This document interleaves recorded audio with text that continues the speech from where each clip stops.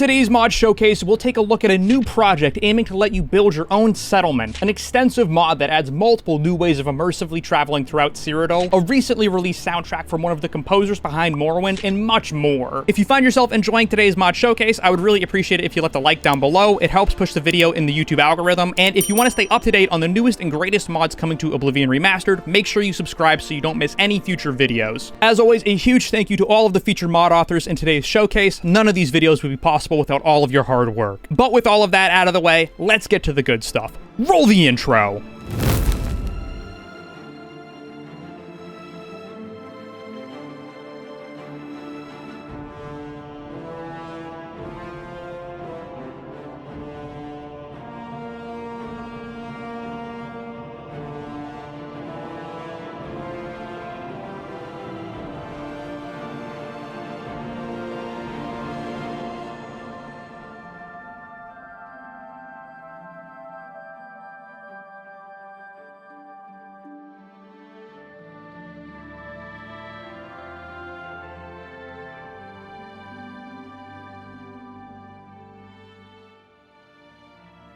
So for those of you who don't know, Oblivion Remastered actually has no official mod support. Now obviously this doesn't mean that mods are impossible for Oblivion Remastered. If that was the case, I wouldn't have uploaded the last 14 videos to this channel and I wouldn't be making this video right now. But essentially, at least to my understanding as somebody who does not make mods, no official mod support means that the developer, in this case Bethesda or Virtuous, will not be releasing any softwares or tools for the community to use to make mods. And this is a huge contrast to how Bethesda typically releases their RPGs. If you go onto the Steam store right now and search in Creation Kit, you will see the Starfield Creation Kit, the Fallout 4 Creation Kit, and the Skyrim Special Edition Creation Kit. The Creation Kits, again, at least to my knowledge as somebody who is not a modder, are the quote-unquote official mod support from Bethesda. These are free tools that allow you to get access to in-game files, understand how the game works, and create your own modifications, aka mods, to release for others. Now again, even for these games, it doesn't mean that modding is impossible without the Creation Kit. For example, Starfield came out September of 2023, however, the Creation Kit for Starfield did not come out until last June, nearly a year later. But for anybody who remembers playing Starfield when it came out, you'll remember that you were still able to go to the Nexus pretty much right after the game launched and find mods. But getting back to Oblivion Remastered,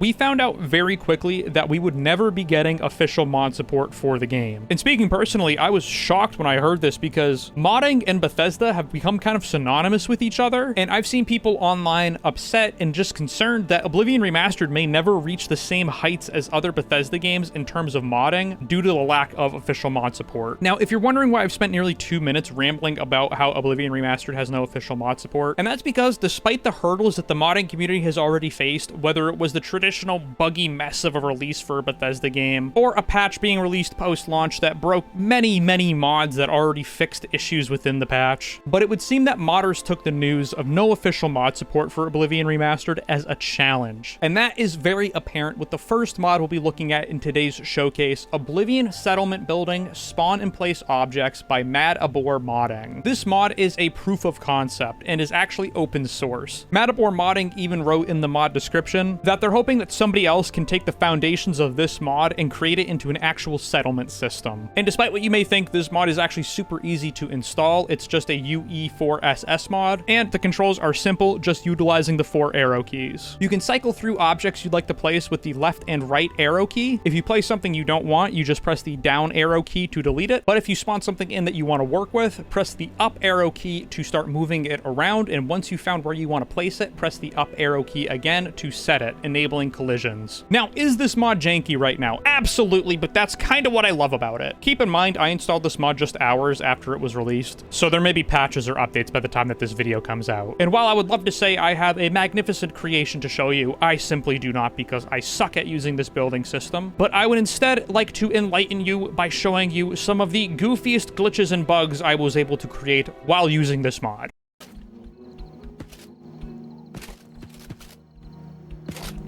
Down is down undo.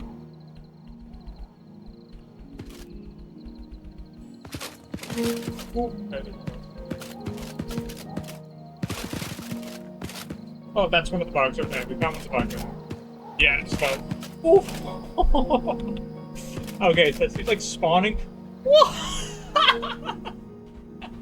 Oh no. Oh my god, oh god. Oh my god, and it didn't crash. No way.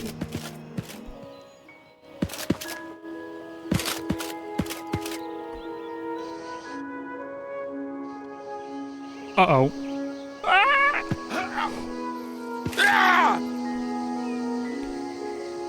I'm alive. Where am I? Oh, come on. If that does not entice you to download this mod, I really don't know why you're still here. We seem to have nothing in common. This was absolutely hysterical. On a real note though, it is amazing to see mods come out like this, especially when they're open source so that other modders can get in there and maybe work off of it. But like Matador modding, I myself am hoping that somebody can take this mod to the next level and give us something close to Fallout 4 or 76's building system. Because as janky as they are some of my favorite aspects of those games, and being able to build my own buildings in Cyrodiil would be amazing. With that being said though, we are on to our next mod. The next mod we're going to be taking a look at today really caters to two different kinds of players. Floating damage numbers by Yakuza Daiso will allow you to see how much damage you're inflicting upon an opponent every time you hit them. This is great if you're the kind of player who wants to be able to optimize and maximize your build to its greatest potential so that you can get the best damage output possible. Or you're just like me and you have a P-brain, number gets big, brain gets happy. Regardless of whatever your reason is behind getting the mod, it works great, and it seems to work with all different kinds of damage inputs, whether you're using a melee weapon or hitting somebody with a spell. And it'll even let you know if your opponent's properly blocked your attack or not. Quick heads up for anybody who does want to try this mod out, make sure you check the mod description, as you're going to need to copy and paste a line of code into the console within the game to activate the mod. If you think you're going to try this mod out, let me know down in the comments below, and I'd love to know whether you want it for P-brain reasons or if you're just trying to optimize your build, or maybe you want it for a different reason. I'd love to hear it. But we are on to the next mod.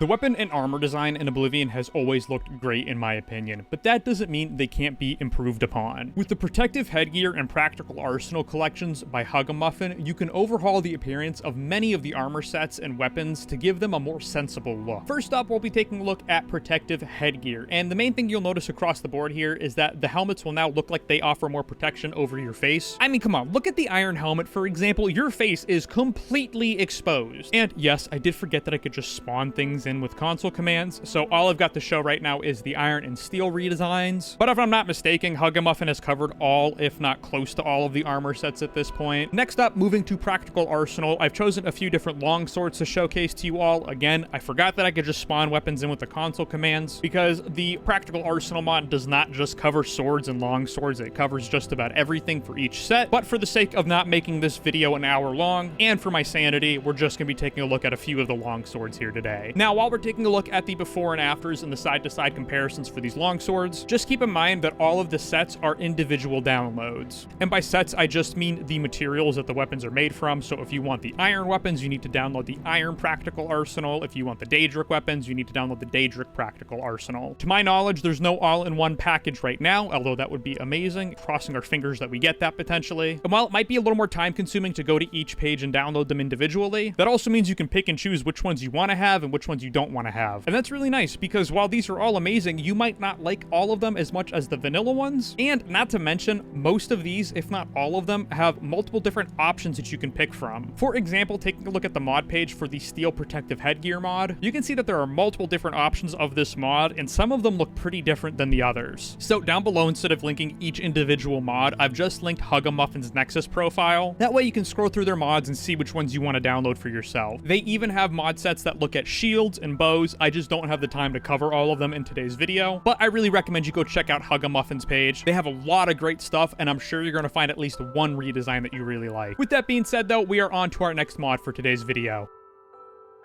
Now, you might notice that the duration of the next mod we're going to be covering is not that long, and that's because it's a really simple mod that does one thing. But that one thing is such a quality of life improvement that I'm pretty sure just about everybody's going to want to take a look at it. That mod being Fast Travel Everywhere from Anywhere by Exaldarin. You see this shit? This is annoying. I have no clue why in a remaster we can't fast travel when we're inside of buildings. I'm assuming back in 2005 this might have been some sort of technical limitation, and that's why we couldn't do it back then. But thanks to Exaldarin's amazing and easy to install mod, we don't have to worry about this anymore. We can fast travel whether we're inside of a building or we're in a dungeon. It doesn't matter. Everywhere and anywhere, just like the mod title says. And even better, if you go to the mod page, there are 3 different versions of this mod that you can install. The version that I am showcasing here today just adds the fast travel everywhere functionality. There is also a version that just unlocks all of the map markers without giving you the ability to fast travel everywhere. And then there's a version that unlocks all of the map markers and allows you to fast travel from everywhere. I wanted to be able to fast travel wherever I was, but I didn't want to have all of the map markers unlocked, so I went with the middle download. But yeah, that's all I have to say. I kind of feel bad when we have such great mods like this and I don't have much to showcase or talk about, but that's the extent of this mod. It does exactly what it sets out to do. I highly recommend you go check it out. But we do have some other great mods that we're looking at today, so we are on to the next.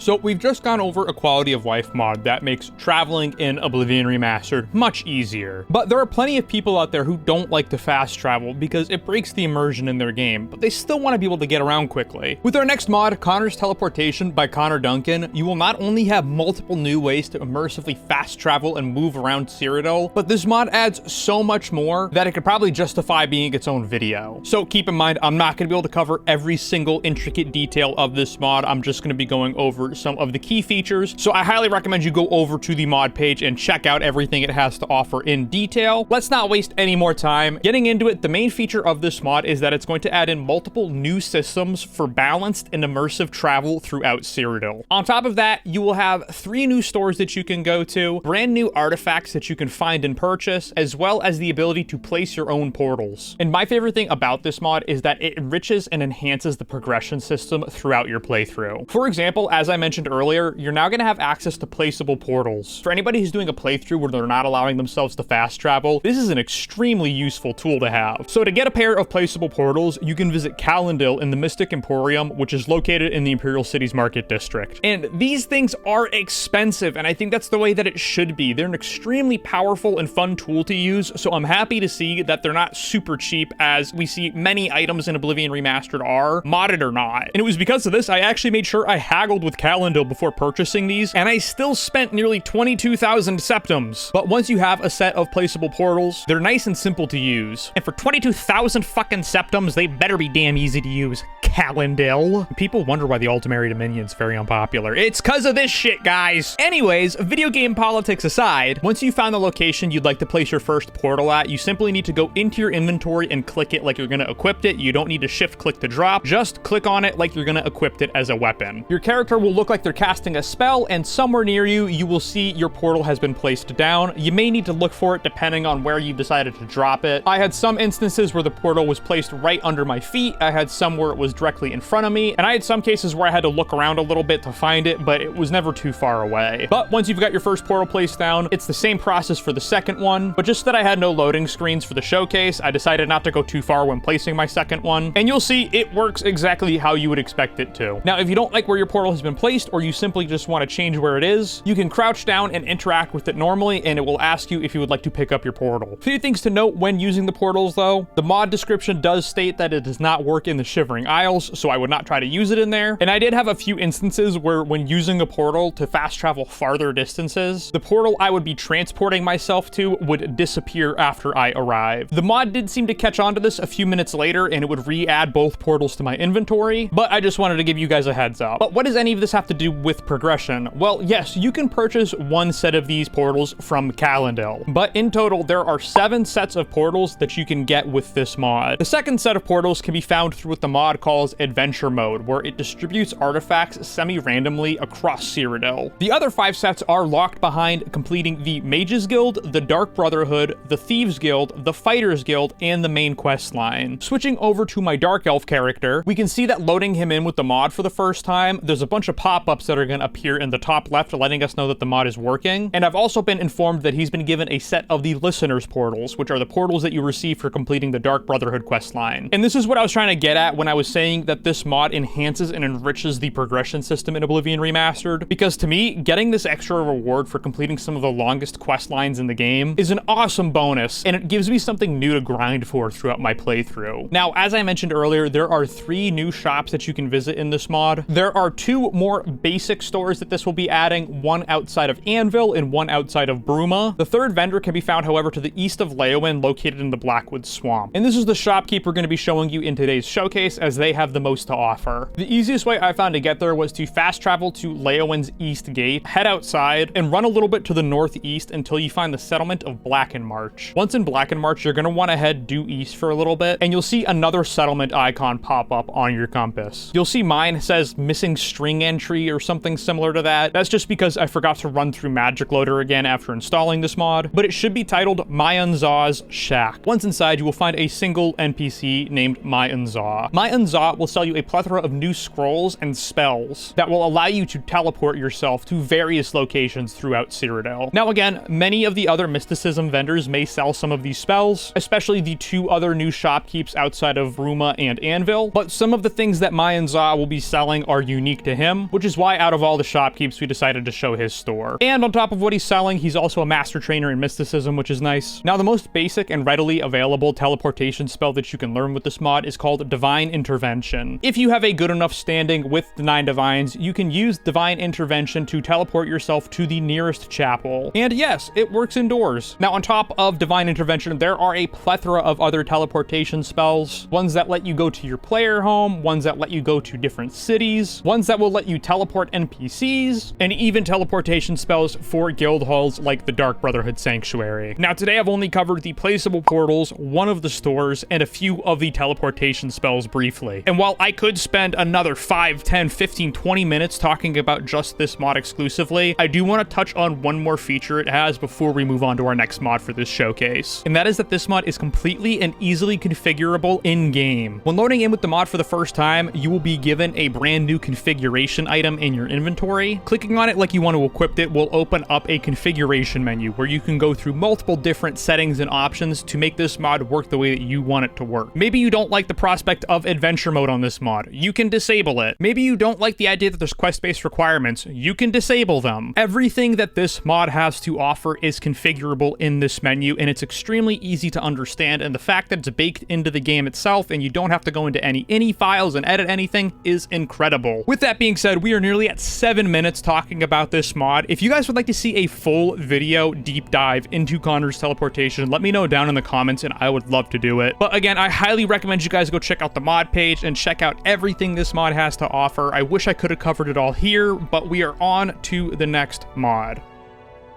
Now, so far today, we've looked at quite a few different mods that help us with transportation and travel, and making that process quicker or more seamless when playing Oblivion Remastered. And being able to fast travel anywhere is great, and being able to have more immersive teleportations and portals is awesome, and it makes traveling so much faster. But one of the main draws when playing a game that's been remastered like Oblivion is getting to re-explore it with beautiful modern visuals. And at least in my opinion, I think they absolutely nailed it. This game is absolutely stunning. And sometimes I just want to kick back, relax, take a break from quests, and explore the world all over again. And with our next mod, Auto Horse Pathing by Dr. Horrible 314, it has never been easier to do that. Now, whenever hopping on your horse, you can leave a custom marker wherever you'd like to, press P on your keyboard, and your horse will automatically pathfind and bring you to your destination. Pathfinding is a little janky right now, but it's never been so bad to where I haven't been able to get where I wanted to. There may just be some points on your journey where it might look a little funny. And for anybody that's going to go check this mod out, make sure you leave a post on the mod page saying, "Welcome Dr. Horrible to the modding community. This is a hell of a first mod to come into the game with." It would be awesome if this mod could eventually evolve to be something similar to Red Dead Redemption 2's cinematic mode. But speaking on that, my favorite thing about this mod is that once you've begun pathfinding and your horse is moving, you can go into the console and toggle the debug camera while you're moving, which is going to be great for creating videos. And once I get a little bit more practice with it, I'm sure that I'm going to be able to get some great cinematic shots to showcase. But for today, you're gonna have to deal with these really janky camera shots because I was just trying to keep up with the horse. Maybe in the future, if we can get a keybind or two to increase or decrease the speed of the horse, that would help. But that kind of thing would honestly be the cherry on top. This is a great mod for gameplay, and I am really excited to use it going forward. With that being said, we are on to our last mod for today's video.